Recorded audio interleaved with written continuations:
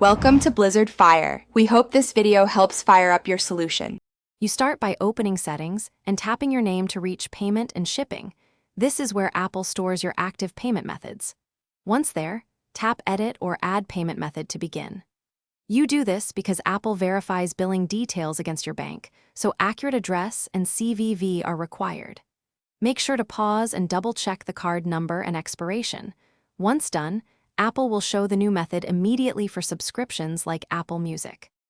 Next, add a new card or edit an existing one, tap Add Payment Method, and type the card number, expiration date, CVV, and billing address. You do this so Apple can validate the card and avoid subscription interruption. Sometimes banks require 3D secure verification, so follow that prompt. Once the card saves, drag or set it as your primary payment method for Apple Music billing. Make sure to wait for confirmation.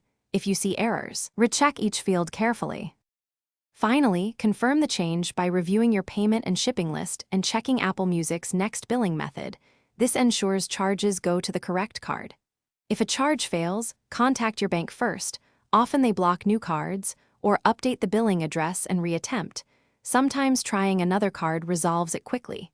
If the iPhone flow gives persistent errors, sign in at Apple.com or on a Mac and repeat the steps. This alternate path often bypasses device-specific glitches. Thanks for watching. If you found this helpful, don't forget to like and subscribe.